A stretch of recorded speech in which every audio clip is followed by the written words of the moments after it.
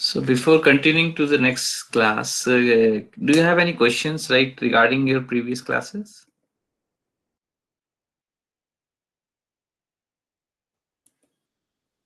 Any question?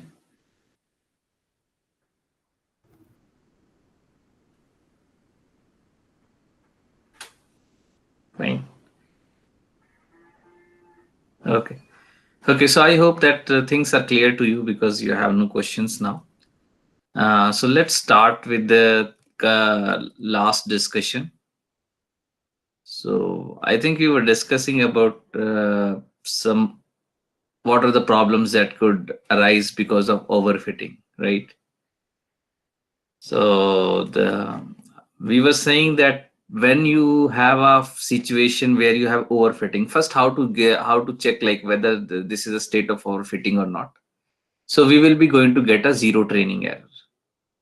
So when we get a zero training error, it means the model which we have used, it is going through every point in a data, right? So it is perfectly fitting. Fitting means it is lying on the curve, right? So it is lying on the curve. Then just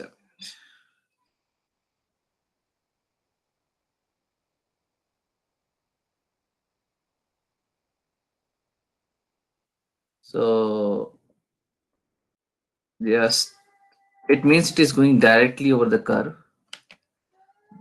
and this is hmm. So now, what this is? If you detect a situation of overfitting, it means it is your curve that or a model which you have taken is going through every data sample. And what could be the disadvantage? It means if you are predicting for unseen data set, the predictions could go drastically wrong, right? In case of overfitting. This is what we have discussed last time. Okay, we will see like how to check this situation and how to overcome the overfitting. It will come later. So let's discuss base two very closely related concept which lie near to this overfitting and underfitting. So what is underfitting? If it overfitting is training error is zero, it means you have used a model which is very powerful and it can go through every data sample. But you remember the data sample when we have constructed, we had introduced error into it. It means the data set when we try to fit a model, it is fitting info along with the information, it is fitting error also.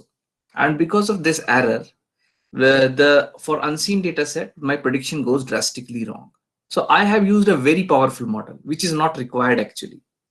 And because that powerful model can reduce to my training error zero, this case is known as overfitting. But in case if I have used a very less capable model, which is very weak, and then I try to fit my data set, then whatever I do, I cannot reduce my training error beyond some number, right? For an example, I know that this data set cannot be fit by a horizontal line, cannot fit to a horizontal line perfectly. Wherever you draw a horizontal line, there will always be an error. So it means the model that you have used, what is the model you have used? That m equals to 0, it means a horizontal line. The model that you have used is not capable enough to represent your data well, right? So it means you want to fit a sinusoid, you want to fit a data set and you are using a horizontal line, and that can never be a good choice. So whatever you do, you always have some error. So what is this error? This is the sum of these orthogonal distance from this horizontal line, right? So these are the sum of this distance. And the moment you increase the capability of a model, you start reducing this error, right? This is the not to recall again and again, when you use m equals to 1, this is the best line for among every line, right? Which is reducing your error. But despite it is a best line among every line, it is still having some error, right? It is still having some error which cannot be reduced further. So it means though you are fit, you are minimizing your error. Let's say this is error e1 in case of m, let's say error e0 in case of m0, and it is error E1 in case of M1, though you are doing better in respect when you are using amicus to 1, you are reducing total error, but still there is a scope to get a more powerful model in comparison to amicus to 1 and reduce your error further. So here when you take E equals to 3, right? When you take E equals to 3, you get further, you can further reduce your error and still represent your data set. But in this effort, you again try to take a further stronger model amicus to 9, and somehow you get E9 error 9 in case of model 9, you get a 0 error, right? So the more you use a powerful model, the better you can fit your data set. So you are just going from underfitting situation to overfitting situation, and you have to take a balance between. So there is a trade-off, right? So if you use less capable model, you fall into a underfitting situation. If you use very powerful model, you go to a overfitting situation. Underfitting situation, you can ask like whether underfitting is good or overfitting is good.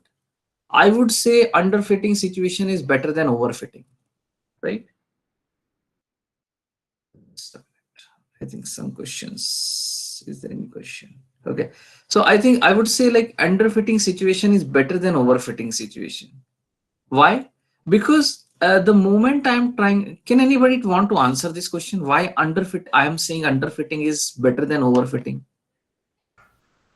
Extremely generalized. Which one? Of overfitting or underfitting? Underfitting would be very generalized. Very nice. Very good answer. So what do we mean by generalization? For all of the class, just please be very specific about this word. So what do you mean by generalization? Generalization means when you predict something on your training data set, right? So for an example, you are getting some error on training data set. So that's error is approximately, let's say in number, it is 1, right? So it is on an average, you are getting 1 error. So when you predict for unseen data set, that error should lie into the neighborhood of this error, right? So on an average, testing error should also be near about 1. For an example, in training error, there were 10 points. So you just find out an average error, training error, and you got that average training error is 1. Now you just take 10 unseen data points, which were not used in training data set. So you have used 10 unseen points, 1, 2, 3, 4, 5, 6, 7, 8, 9, 10, and then you calculated that error. Again, that for testing error, the average error for those unseen 10 points will be 1.2, let's say. So 1.2 is very near to 1, right? So you can say on an average, what I was thinking that my training error was 1. So if I go for unseen data set, my error is near about the same. So my generalization is fairly good. What I feel that it is doing for training error, it will be doing the same for testing error also, for testing data set also, which I have never seen. But if in case my training error is 0, and when I calculate the average testing error, it will be 100, right? So here you see that when you were having an idea from the training data set that I'm doing very, very good. But the moment you switch to a test prediction, the average testing error will be 100. It means there is a far gap between what you think that error will be and what actually it is giving on the real world time, right? So there is a far difference, very, very big difference between these two estimation, what you have in your head. So this is a very bad generalization, because you thought that you are doing very good, but when it comes to your test in real world, you will drastically failed in this real world and your testing error is around 100. So generalization is very bad. But when we say generalization is good, it means what we are thinking now, as per the estimate from training error, the same we will be doing, the same we are getting for unseen data set, for testing data set also. It means the generalization is fairly good for us. So if you, though I am completely agree that in underfitting, the testing error is high. But anyway, you know that testing error is high, so your training error will your training error is high, so your testing error will also be high. But you have a good idea what the testing error will be. It is approximately the same what you have training error, right? But if in case of overfitting, you may give your model to a client and say use it, go anywhere. Let's say it is autonomous car driving, and he will be, because he found out that my vehicle is doing very good on testing data. Now you just driving autonomous vehicle on a road and you just hit by a truck, and that's end of the story, right? So but if you say that this autonomous vehicle is fine, and out of every 10 vehicle it gets stuck, it get collided with 8 vehicles, right? So you will be very very well prepared, because you know that it is not worthy to ride with this vehicle, right? At least client will not ride into that vehicle, so he may not get at least the fatal penalties what you will in case of overfitting. It is not very correct. I'm just trying to give you an intuitive idea how overfitting and underfitting like behaves in real world situation. Fine. So this is the major thing that you need to take away from the slide is what is overfitting, underfitting, and how they are related to generalization. Never forget these three, the relationship between these three words: underfitting, overfitting, and generalization. Right? For overfitting, generalization is bad. For underfitting, it is generalization is fairly approximately the same. But the ideal situation is when you have a less training error and less testing error, right? That is the ideal model which you want to see, which you want to get, which you're going to get for this case m equals to 3, right? This is the situation where you want to land into it, not this situation because you are fairly using a very weak hypothesis or very weak model, not in this situation because you are using a very strong model which is not required. And this is the way, this is the same power that you, which is the model that when you're using m equals to 3, it is having the same approximate strength which you need, right? So the generalization is very very good in this case. Okay, so if you want to test like can you tell me where so this is m equals to 0, m equals to 0, this is your the difference between training and testing error, right? For m equals to 3, there is a difference between testing error, training and testing error. For m equals to 6, the difference between testing and training error. For m equals to 8, right? This is m equals to 8, the training and testing error. And for m equals to 9, the difference between training and testing error.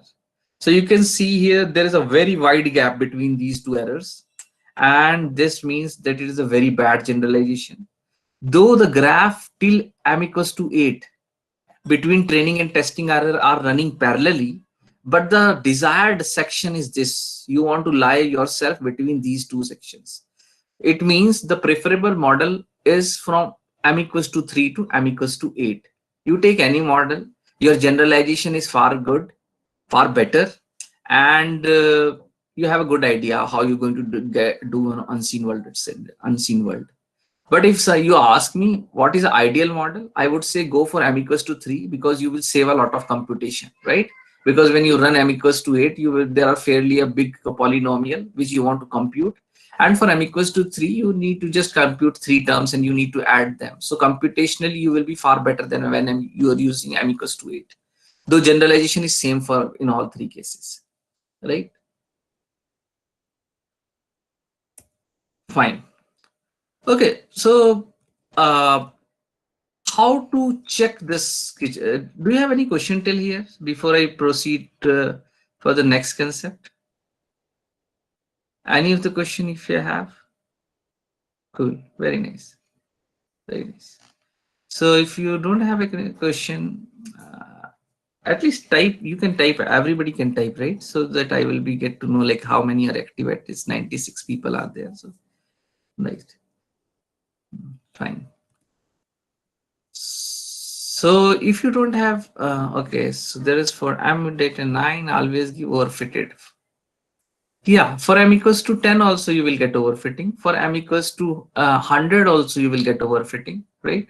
So not only for m equals to 9. So it means your the required model that the required model which you was required for degree 3, but you are using for degree 9, and beyond degree 9 everything will be overfitted because you can have any degree polynomial, right?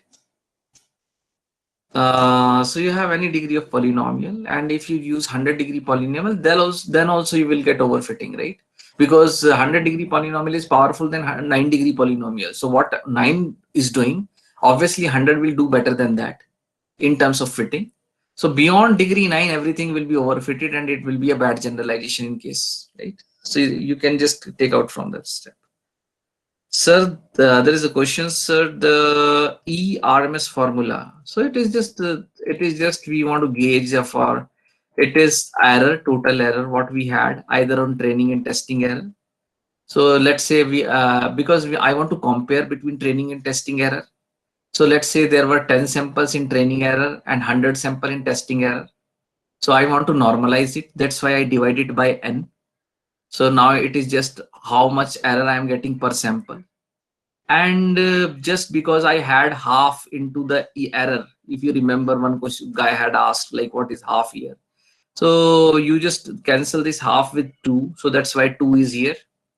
And you are taking a square root because you are using a sum of squares, right? So you want to get back to the original unit. So because you in effort of computing error, you did square for every sample. So you take a square root, so you get back to the original unit. So that's how you can see this formula of ERMS. But it is nothing, it is a normalized error when you want to compare between two different data sets, which are of different sizes, right?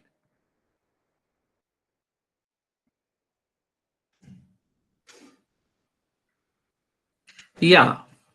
The desirable model is between M3 equals to M equals to 8. It is fine. Okay. I think it's fine. So let's go to the next concept. So now we have found out that we can use powerful model to get to if you want get zero training error, and this is a desirable thing, right? What because in general you don't have any idea where should stop. So you will be doing you in effort of doing better and better, you will be using more powerful models, and somehow you gradually fall into the overfitting region, right? This is overfitting region beyond m equals to 8. This all region is overfitting region, right? So you will fall into this region. Whatever you take beyond m equals to 8, you will get training error 0. So how to check it? So just before diving into that concept, I want to just revise some. I want to show you what are polynomials first, right? So that we can better understand the feeling. So polynomial, if I say w0 plus w1x, right? w1x. So I'm going only for degree 2 where I'm equals to 2. And this is w1x square, right? So you see there are three different polynomials involved into it. First polynomial is 1, 0, is w0. It means you are talking only a horizontal line. So anywhere, it can intersect anywhere. So it is a horizontal line. So this w0 is nothing, but it is a polynomial which shows a horizontal line. W1x is nothing but it's a general line, right? So which goes through the origin. So which goes through the origin, and W1 is a slope, right? If you add these two things, so you will finally get a line which have this kind of intercept, right? Because you are constantly adding for every number this horizontal number. So the when you add point-wise these two polynomials, this is polynomial P1, let's say, and this is polynomial P2, and you add point-wise for every x. So this is P2, right? So when you add, you will get the resultant line. This is a resultant line, right? But if you want to see separately, this is the thing. And the third polynomial is W1x square, which is a parabola, right? So you are adding a third polynomial like this. Fine. Once you add this third polynomial, so the resultant line will be somehow it looks like this. So it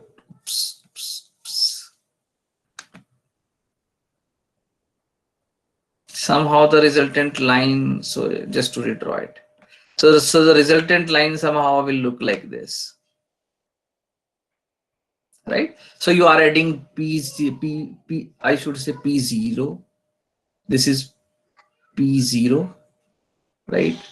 This is p1, and this for parabola it is p2. So there are for three polynomial p0, p1, p2. When you add it, you get the resultant polynomial like this, right? Do you agree with me or not? Can you say quickly write yes or no for this Yes, sir. explanation? Fine. Very nice. Very good. So if you understand this, then now if I say that I have this polynomial, and you are trying to find out the value of W0, W1, W2. Never remember W0, W1, and W2. Sorry, there is a typo. So not to forget that my intention in finding out a model, once I freeze that I want to look a model till degree 2. So I have freeze the hypothesis, but I don't know what is the good second degree polynomial, right? So I just freeze first. I want to look only till second degree, right? That is a quadratic polynomial. But I don't know which is that quadratic polynomial which directly fits to my data. So the only task left is now to find out a good value of W0, W1, W2, right? So the good value that I am looking for is W0, W1, and W2. So I want to ask this question just to cross check you guys. So Akash Tiwari, what is the parametric space here? What is the dimension of my parametric space? And can you unmute yourself so that we can talk, Yes, Akash? sir, yes. Yes. Sir, What is the it's parametric? 3. Very nice. It is a three-dimension space. So in this three-dimension, for every point in this three-dimension space, what will I get? For every point in a three-dimension space, what will I get? Sir, you should get a vector. No. No? Anybody voluntarily? You can unmute yourself, Akash. Anybody in a class who want to voluntarily answer? For every point in this three-dimension space, what will I get?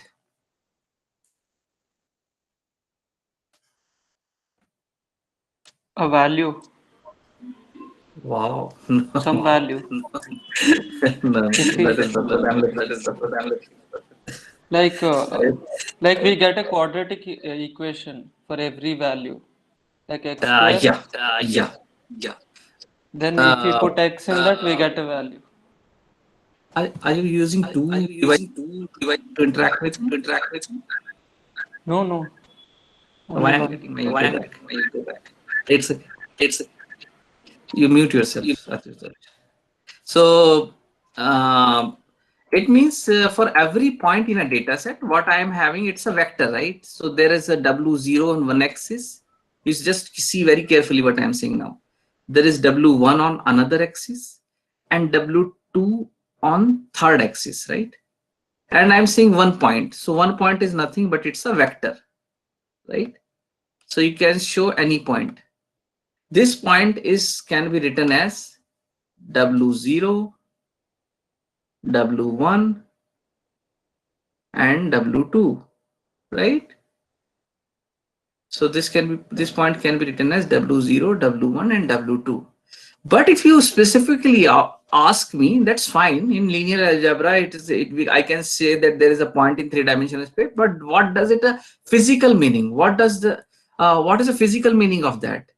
It means the physical meaning of this point is that there is a curve, polynomial quadratic curve, and that quadratic curve bends with according to the value which is specified by this vector. For an example, if I take a origin here, then my W0, W1, W2 will be 0, 0, 0. So what kind of quadratic polynomial I will get? Anybody? If all three values are 0, what should I get then? It means my intercept is 0, my slope is 0, and my quadratic is 0. So what is that I'm going to get? The A origin. point origin. Not a single point. It's not a single point, right? So I don't not to forget we are thinking about a curves, right? So uh, for every x, if you get W0, W1, W2, 0, 0, 0, so you get some x axis, right? So for everything, it is kissing this coordinate everywhere, right? For example, if intercept and slope are 0, right? What you will get for every value of the horizontal axis? Parabola. No, and just 1 degree polynomial. It's just axis, right? So you just think over it. It's a simple axis, horizontal axis again. So it means in this three-dimensional space, every point will show me some different form of a quadratic polynomial, right? You agree with this? Yes or no? Every point in this three-dimensional space is somewhere physically representing a quadratic function. Yes, no? Fine, right. And this is my parametric space. This is what my parametric space is. And every function will result into an error. And error will be where I'm going to get this error. Bharat Chandra, Reggie, Chittu, Bharat Chandra. Where I'm going to get this error? So every point in this three-dimensional space will give me a quadratic curve. And I'm saying that every quadratic curve will result into some error. What is that error? How I'm going to get that error?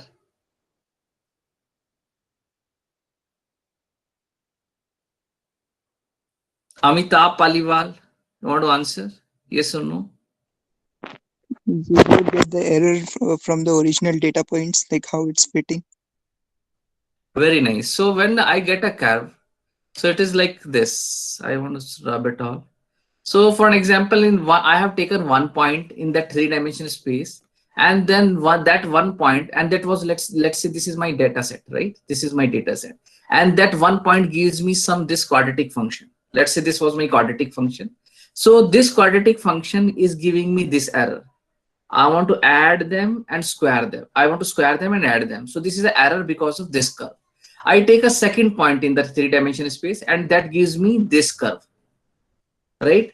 So this curve means these 2 points I'm going to these errors I'm going to square them and add them. So every curve will result into an error, right? So in three dimensions point, for every point there will be a corresponding error because that point shows me physically one curve, and that curve result into an error, right? Fine.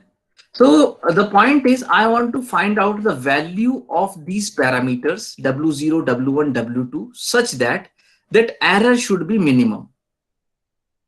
What will happen if I'm trying very hard to minimize my error? I am going to fit my noise also. And what will happen?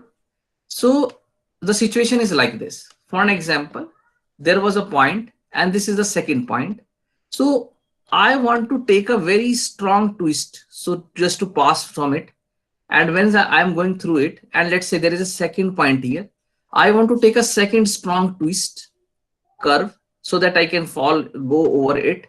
And let's say my third point is here, and I want to take another very strong curve or twist so that I can go from every point into a data set. So these strong twists, what will it will help, how I can take a strong twist, because there are three terms in my polynomial W0 plus W1x, W1x, W2x square. So in effort of taking very strong twists, right, I have to increase the value of these parameters W0, W1 and W2. Why I have to increase the value of these parameters? See here. For an example, at first the slope of the line is very small. It is 0.5. So my line was going like this. But I need to pass my line from this curve, this point. So I need to increase the slope of a line. So rather than taking a 0.5 slope, I want to take a slope equals to 2, right?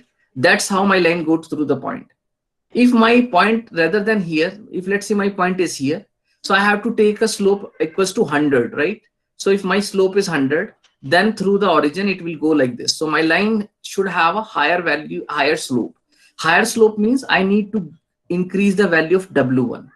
So if the points are if I want to go through every point, I need to take a curve through every point. In effort of that, I want to increase the value of W1, W2, W3 to get those strong twists. So if you see, let's say you have done your exercise and find out the best curves for degree 0, degree 1, degree 6, and degree 9. So here you can see the parameter values are very, very large, very large, because these large values are giving you strong twists so that you can go through every point in a data set. And this is the result, and you can easily detect because you are getting a very large values for parameters, individual parameters. It is because you are fitting a noise, and it is a result of overfitting. Fine. It is a result of overfitting. So my question to you guys is, if you want to check our overfitting, let's say now you are blindly don't know whether to go for m equals to 3, m equals to 4, or m equals to 9, right? So somebody is asking, sir, not able to get the entries of a table. These are the values of the parameters, right? These are the value of the parameter. This is intercept, this is slope, this is some quadratic. I remember I just write this function of polynomial which I am fitting is wi xi. That's why you need to revise every time I just take the class. So these are the parameters, okay? And I want to get the value of the parameters. And once I am trying to fit the noise very hard, the value of these parameters grow like anything. These are very big now. So my question is, let's say you found out that this is for m equals to 9. These are the value of my parameters, and it is overfitting. How? And you are not having any idea that the actual model was m equals to 3, and you are forced to use m equals to 9, which definitely result into overfitting state. And you don't have any original idea that the original model was m equals to 3. So just by using m equals to 9, how you are going to get the effect of m equals to 3? What you should do, that though you are using m equals to 9, but you should get a same power what m equals to 3 can give. How to restrict the power of the data set size? I should not touch data set. So data set size is given to me, that is m equals to 10, n equals to 10. So 10 samples I shall be always using it. But somebody asked me use 9-degree polynomial. So I have used it. But once I found out the answer, I see, okay, all parameters are having high values. It means it is overfitting. But I am not allowed to take lower power polynomials. And they force me to use m equals to 9 only. So using m equals to 9, I want to reduce the power of that model. What should I do so that it should reduce the power of a model? Can we make the parameter 0? Yeah, let's say we can take all parameters 0. So if I take every parameter 0, what is the power of that model? Effective power of that model?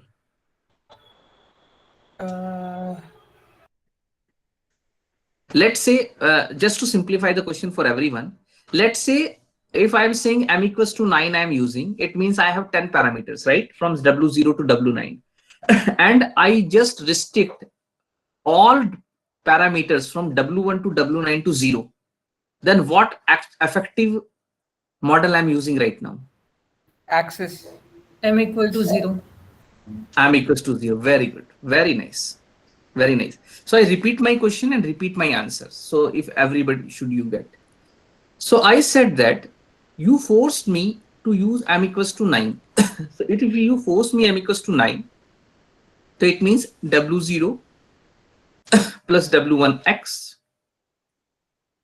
And you have asked me to use all these terms, W9, X9 till W9, X9. You force me to use this m equals to 9, but you give me a freedom to do some manipulations here. What I do, I just constant myself that from W1 to W9, I put every parameter equals to 0. So what I do, from W1 to W9, I put every parameter value to 0. So it means I am just multiplying every term with 0. So they will not be there.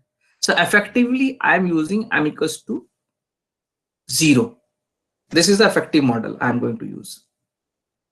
But this is just to make you understand that we have some control in our hand, despite we are using m equals to 9. If we can play with the values of these parameters, we can reduce the capacity of a model. It means rather than going these bigger values, which I am having right now without any constraint, if I say, please use very small values for W. If you use very small values to W, if they approach to 0, it means you are just kissing x-axis only. But if you just give a freedom, then you are just having low twists, right? For an example, if you say you can never have a slope more than 2, so it means your line can never bend more than this, right? So if you say your slope cannot be having more than 0.5, so your line cannot bend more than this, right? So you're restricting your model to twist quickly. So if you constrain your parameters not to go for higher values, so it means you are saying that model cannot take very quick turns, and effectively you are restricting your model power. That is what my intuitive understanding to you, that what I want to convey to you, right? So in that case, this is the vector answer of m equals to 9, right? So this is the answer what you get, m equals to 9, total answer, ideal answer. And somebody said, please restrict it. So you take a norm of this vector. Who will tell me how to find out a norm of the vector?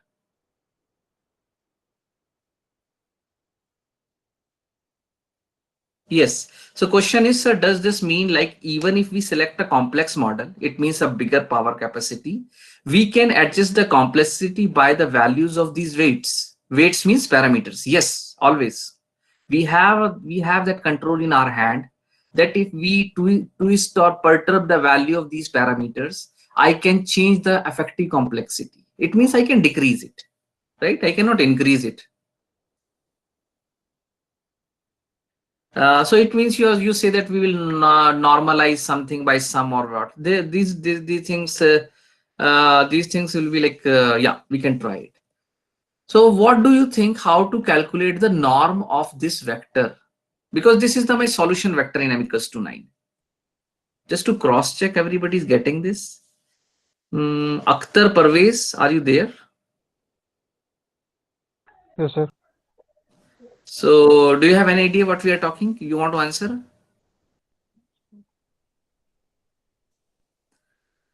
My answer is how to find out the norm of the vector W. Normal, sir. What is Normal. the norm? Do you know norm? So square all the like parameters and add them up and then find the under root. Very nice. It is just the length of the vector, Akhtar. It is just Okay. the length of the vector in the nine dimension space. Okay, sir. You just revise your linear algebra. How to find out the length of a vector? Norm means length of a vector in the space, right? Yes, sir. I thought So normal. no, not normal, norm. So if it is a And norm, so in case of overfitting, question is directly to you guys. If in case of overfitting, the norm of the vector will be big, large or small, you can type it. In case of overfitting, the norm of a vector will be large or small. Very nice, very nice, very good. It is large. So those guys who are not getting, please communicate with your friends. Don't leave, don't give up, right? Because things will get complex later in the course. So you have to get a hold of everything right now. Those who are not able to get my things, please discuss among your friends. Make a groups. So the norm of vector will be large. And if I want to check the complexity of my model, what should I do? Should I increase the norm or should I decrease the norm of a parametric model? Decrease. Decrease it, right? I want to check a constant that it should not go beyond the norm of 1. Let's say I say it should not at any time the norm of the solution or parameter should not be greater than 1. It means effectively if you are looking for a line and you are in 2-dimension space, so in 1 dimension you have W0, which is intercept, and W1 is your slope, right? And every point here is a line, right? So this line means this is an intercept and this is a slope. And you are saying the norm should not be greater than 1. So you are saying that all the lines which fall into this circle of radius 1, right? This is your solution space. You have to find out a solution in this circle only. Should I repeat it? It should be absolutely crystal clear to you what I have said. When I say you should restrict the norm, it means if you are talking about 2-dimension space, so you are, I say restrict the norm till to 1. It means you're talking about a circle with radius 1 and you have to pick a point in that circle, and every point in that circle is a line. Of course, you will agree. And all those lines which will fall into the circle, you should find out the best line among all these lines which fall into the circle. How many of you are getting the sense of this sentence? Please write yes or no.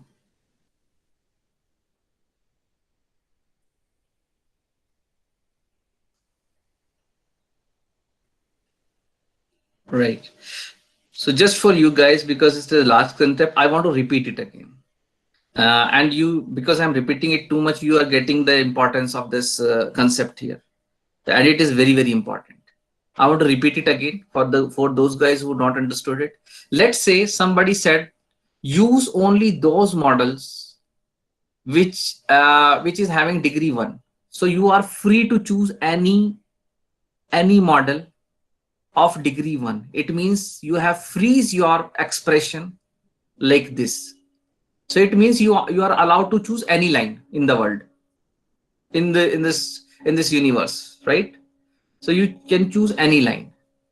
But somebody said that, okay, I found out that if you tried very hard, if you tried very hard, then what will happen? The norm of the vector of this parameter will grow like anything, right? So if you get 100 intercept and 100 slope, so the point will be somewhere here, right? This is 100 intercept and it is 100 slope.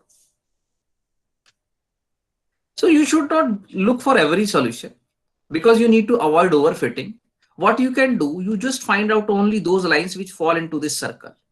And the radius of the circle should be 1 or it should be r, right? In general, it should be r. So only look for those lines which fall into this circle. So this point, and this point. So there are infinite lines here, but they are restricted in this domain. Now find out the best line which fits to your data given in this constraint, right? So it is a constraint optimization problem. Yes or no? It is a yes or no means you understood or not. It is a constraint optimization problem. You are provided that your norm should not go beyond 1, and in that circle there are infinite lines, and out of those infinite lines you have to pick one line which is fitting your data best. And you know what is fitting of a data best means. It is very closely going near to your data set, and that is what best you can do based on your sum of square errors. Cool. Okay, fine. So I think this is the best, one of the best concepts that you should understand for machine learning. And we will continue tomorrow. Tomorrow is a holiday, and though I have just said, if you have any queries, please post into that Google Classroom. We can discuss it there. You just leave your attendance. Thank you. Any questions anybody have? They can ask yourself and then we can talk if you have any question. Please don't stop reading a book. I told you that you have to do extra effort outside this class. So I just take 3-4 hour classes in a week, and other than 8 to 10 hours you have to spend yourself, right? So just go in every nitty-gritty details of the book and we can discuss it. You can just go to the Quora, pose a question among yourself, right?